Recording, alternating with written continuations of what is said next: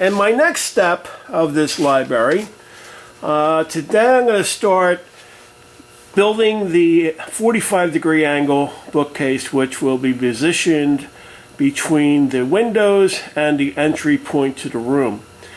Now, the window side of the corner is 27 inches, and the wall side of the door unit is 23 inches. So we can't build a square unit there, which will face a 45-degree angle.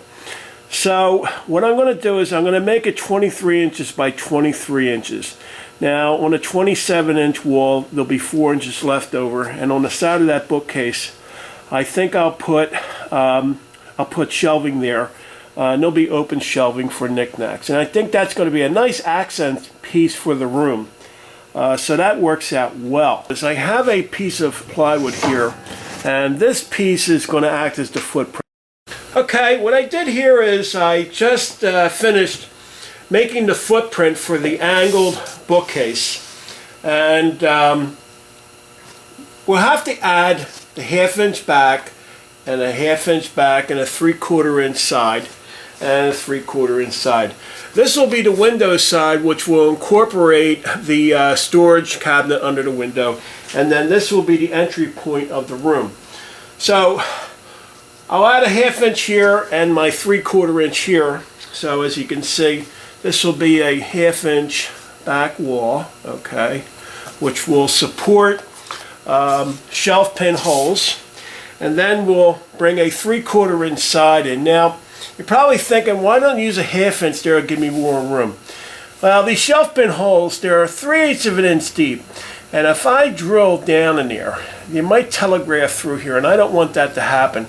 I mean, that's something that can happen, you know, a few years later. So I'll stay with the 3/4 inch stock, and it's going to give us a nice face here.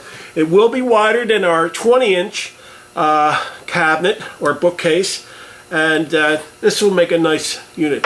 Now here I have nice room here for my fluted molding. In this step we will dado the 5 walls, the back wall, the 2 sides, and the 2 cheeks.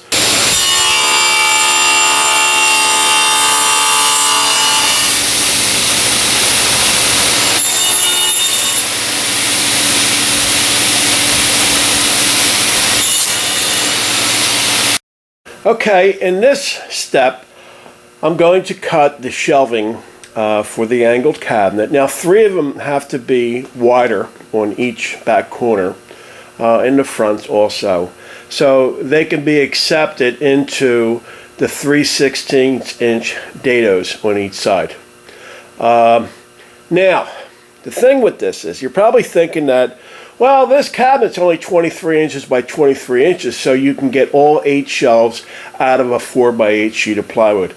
Well, it sounds good, and it thinks well, but in reality, it really doesn't work, because I'll show you why. This is my sample piece, and as you can see, as you would walk up to it, the grain runs this way. You don't want to walk up to the shelf and look into the cabinet and see the grain running this way. So it has to run from left to right for you. Now, these 2 angled corners are wider than our 23-inch piece. So what I'll do is I'll zoom in a little bit for you. How about that? Now, let's say we cut it at 23 inches, and here's 23 inches here, and right there, and we have another 23 inches over here. Now this is our cut portion.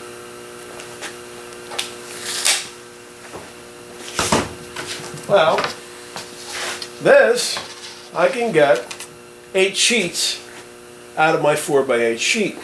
But as you can see, the grain's running this way, and that's unacceptable.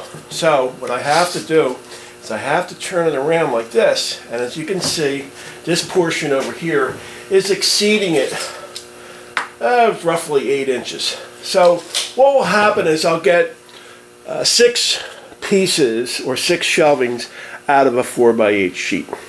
So that's the processes that go on here in the shop to achieve these nice looking cabinets, because you want the customer to be absolutely happy. So I'll start running them through now, and I'll make them large so I can work.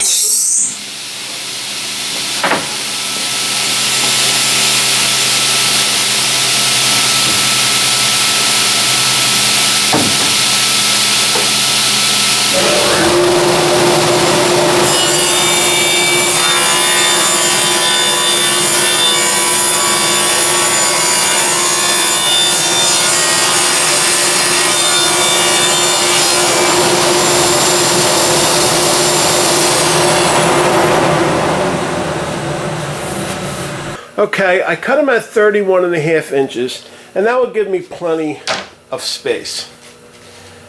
Now, you can see what I'm after. I want these grains to run from left to right as the customer approaches the cabinet. Okay. Now set the table saw up to make these cuts. Okay, I ran them through the table saw right to the line, and now I'll run them on the edge sander, and we'll sand them right to the line.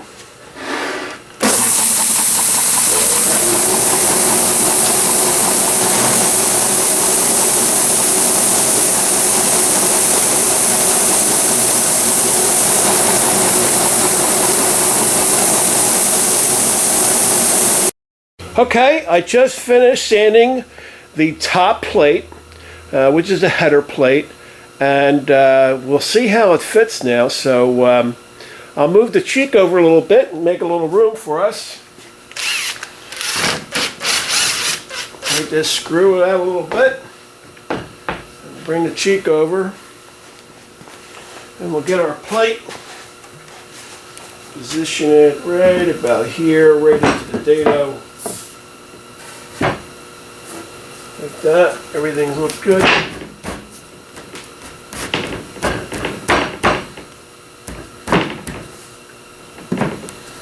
Okay.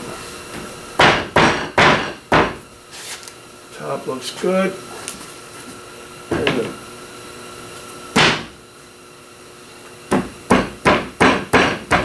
And we'll bring this over. That's looking good. That's the best way to do it, is to dry fit it. Alright, what I just finished doing is making the pieces up for the base and the header. So this is the header, as we know, and I made these pieces up, and I did that throughout the project for the other components. So they'll go like that, and then I'll miter them.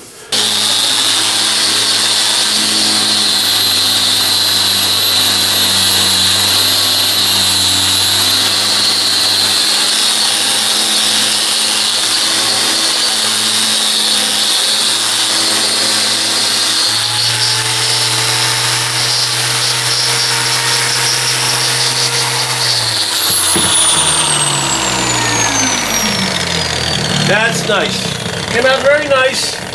And now I'll run it over on the edge sander, and we'll nick off the edges. Now I just took the shelf over to the edge sander, and I sanded down the cheeks, and as you can see, they're nice and smooth. Now the entire shelf, top and bottom, is sanded with 150. And then before I start finishing with lacquers, I'll have to knock this edge down here. Both of these edges, we'll knock these down. Just ease them over a little bit. And then we'll sand them with 220 and then 320. But this is nice and smooth. What I'm going to do now is I'm going to make up the moldings for the bottoms. These are the bottom walls of the open face bookcase. This is the 5-bay bookcase that rests atop the 87-inch wide base cabinet. Now I just don't want these legs or these walls to rest on our solid walnut countertop. I want them to rest into a molding block, and then that in turn will rest on the walnut countertop. So right now I'm going to cut the blocks into 2 1/16 inch wide, and then I'll set the shaper up, and then you can follow along with me. Instead of me explaining everything and getting you confused, you'll see how it all unfolds. So I'm going to start to saw up.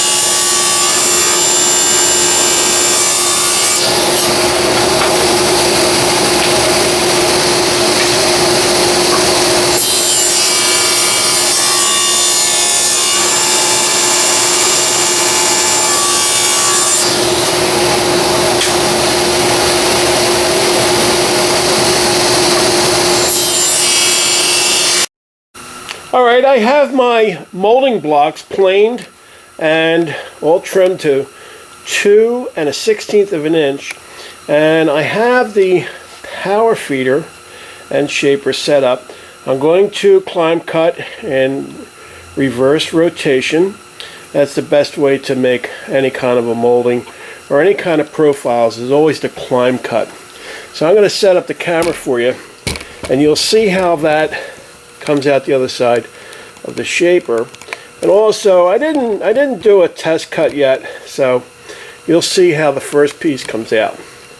Let me zoom in a little bit for you, and we will now go in reverse rotation. A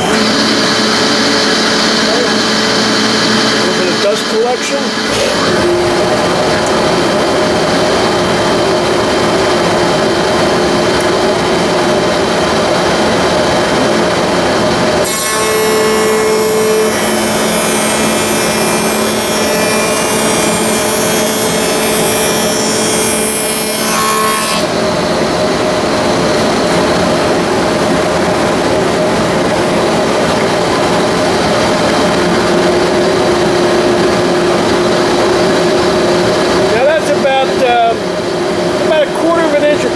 From this tip to here, and then we want a little bit of a base up top, because if I have to bring another molding down on, I'll have plenty of room. So I have to think ahead a little bit and make sure that all incorporates.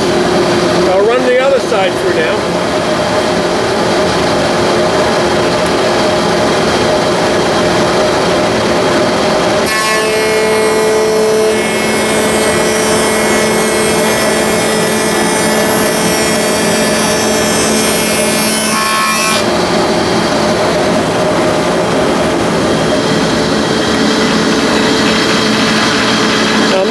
Demo block up a little bit later on, but give you an idea. What I'm going to do is plow this out here 3/4 of an inch wide, and the walls of the upper open face bookcase will sit inside, and then they'll come down about 1/2 inch. So let's run the rest through.